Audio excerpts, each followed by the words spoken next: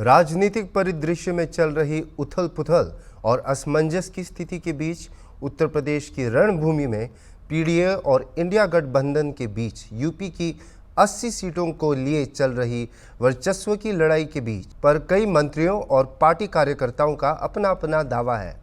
BJP MLC Pawan Singh Chauhan ने hornbill TV को एक साक्षात्कार दिया, जिसमें उन्होंने यूपी के मौजूदा परिदृश्य पर अपने विचार रखे। चुनावी महासंग्राम शुरू हो चुका है। हर पार्टी जीत का दावा कर रही है। अगर बात करें भारतीय जनता पार्टी की, तो भारतीय जनता पार्टी ने यूपी में लक्ष्य रखा है 80 का 80 सीटें जीतने का और पूरे देश में 400 पार। हम बात करेंगे भाजपा एमएलसी पवन सिंह चौहान जी हमारे साथ मौजूद हैं, मुझसे बात करेंगे। सर, जिस तरह से भारतीय जनता पार्टी दावा कर रही है कि यूपी में 80 और पूरे देश में 400 पार, क्या लगता है आपको क्या लगता है भारतीय जनता पार्टी का जो लक्ष्य है वो पूरा हो पाएगा और कैसे पूरा होगा? अभी आपने देखा होगा जितनी विपक्षी पार्टियां एनडीए गठबंधन लगे पड़े थे कि ये हमारा यहाँ गठबंधन इसी स्टेट में सब जगह उनका विपक्ष टूट चुका है। उसकी वजह से आपको लगता है पहले जो जितना वोट है से बिखर गया है, भारतीय जनता पार्टी का और यूनाइट हो गया है। उससे आज जो 400 पार की बात करते हैं अपने लखनऊ में, अपने उत्तर प्रदेश में 80 सीटें का हम लोग दावा कर रहे हैं। हकीकत में अब वो दिखता हुआ और वो सारे जितने हमारे टारगेट थे, जितने हमारे लक्ष्य थे, वो पूरा होते दिख रहे हैं। सबसे बड़ा कारण यह है कि विपक्षी बिखर गया है। इस वजह से हमारे वोट एकजुट होकर के एक जगह गिरेंगे और एक बड़ा मैसेज चला गया है कि अब हमारी भारतीय जनता पार्टी में ही सारे लोग समाहित हो जाएंगे, क्योंकि उन्हें दिख रहा है कि सारे विपक्ष जो अपने आप को मैनेज कर रहा था, बड़ी बड़ी बातें कर रहा था, वो अपने बिखरा पड़ा है। तो क्या लगता है, जो आपने कहा विपक्ष बिखरा हुआ पड़ा हुआ है, क्या लगता है जो विपक्ष में भगदड़ मची है और सभी भारतीय जनता पार्टी का दामन थाम लें, क्या इसकी सबसे बड़ी वजह यही है कि जो बिखराव हो रहा है, जो भारतीय जनता पार्टी की तरफ सब लोग आ रहे, चाहे बसपा के हो या सपा के हो या कांग्रेस के बड़े बड़े नेता भारतीय जनता पार्टी में शामिल हो रहे हैं? देखिए भाई साहब, सबसे बड़ा रीजन बता दूंगा, जो राष्ट्र के निर्माण में महती भूमिका निभाना जानता, महती निभाना चाहता है, वो सब भारतीय जनता पार्टी से प्यार करता है। वो भारतीय जनता पार्टी के लिए नहीं आ रहा, वो सोचता है कौन पार्टी है जो राष्ट्र के लिए काम करती है। अभी कल को कोई भी दूसरी पार्टी, अन्य पार्टी भी अगर जो राष्ट्र के लिए काम करना शुरू कर देगी तो निश्चित ये भी जो विपक्षी हैं और लोग हैं वो भी जाना वहाँ शुरू कर देंगे। लेकिन हमारी भारतीय जनता पार्टी लगातार राष्ट्र के बारे में बड़ा सोचती है, बड़ा करती है और बड़े के लिए संघर्ष के साथ काम करती है।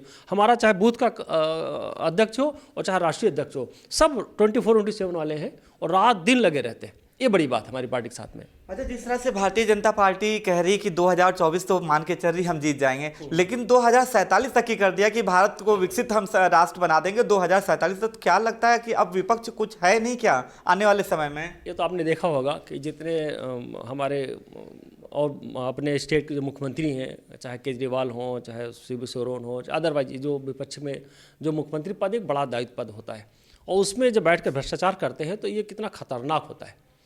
इसलिए हमेशा ध्यान रखिएगा कि ये चीज़ें बहुत अच्छी नहीं होती।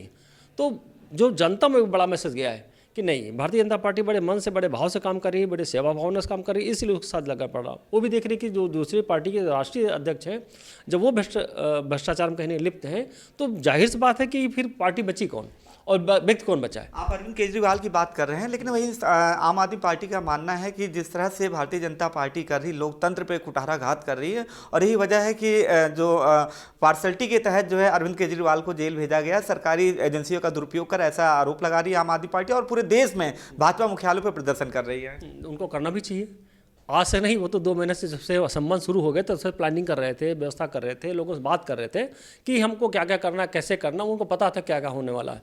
9 संबंध होने के बावजूद भी जब वहाँ पर नहीं गए तो ईडी की मजबूरी, ईडी कोई हमारी संस्था नहीं है, ईडी भी कुछ स्वच्छंद है और अपने तरीके से काम करती है। तो उसमें जाहिर बात है जो कोई कानून तोड़ता है तो उसके लिए वो पहले से प्री प्लानिंग में था उनके कि हम ये करेंगे। लेकिन जो पटाखा फोड़ना चाह रहे थे पटाखा फूटा, पटाखा फुस हो गया। वो सोच रहे पटाखा, बड़ा पटाखा फोड़ेंगे जिसमें आवाज़ भी आएगी, लाइटें भी होंगी, ऐसा कुछ हुआ नहीं।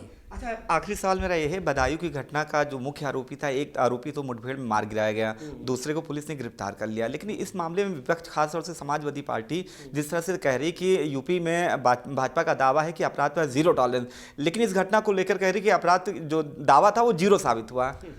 भाई दो चीज़ें बता दें, जो मानसिक रूप से या अदरवाइज किसी भी कुठाराघात से कोई उससे ग्रसित है, वो कभी भी कुछ भी कर सकता है। और ये यहाँ भी नहीं, पर विश्व में इस तरह घटनाएं होती रहती हैं। कहीं ना आप देखते होंगे, कभी स्कूल में कुछ घटना घट गई, कोई बस में कुछ ने कर दिया, कभी चौराहे पर घटना कर दिया।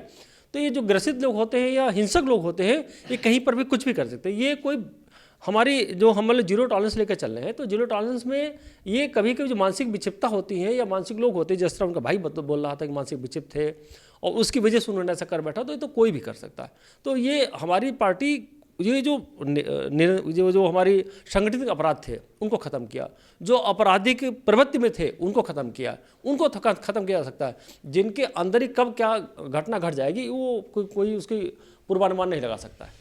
देखिए, आप भाजपा एमएलसी पवन सिंह चौहान हैं, जिन्होंने हर मुद्दे पर अपनी बात कही, चाहे वो अरविंद केजरीवाल की बात हो या बदायूं में जो घटना हुई है उसके बारे में भी कहा कि जिस तरह से क्राइम हुआ था उसका मुख्य आरोपी एक एनकाउंटर में ढेर हुआ, दूसरे को पुलिस ने गिरफ्तार कर लिया। बात करें क्राइम की, जिस तरह से विपक्ष आरोप लगा रहा है, तो ऑर्गेनाइज क्राइम जो पहले 2017 से पहले यूपी की एक रवायत थी ऑर्गेनाइज क्राइम, अब वो पूरी तरह से खत्म हो गया। और जिस तरह से दावा है यूपी सरकार का कि अपराध कोई भी करे उसको हर हालत में सजा मिलेगी, उसको किसी भी सूरत में बख्शा नहीं जाएगा। वीडियो जर्नलिस्ट अनिल सैनी के साथ अनुज चौधरी, हॉर्नबिल टीवी, लखनऊ।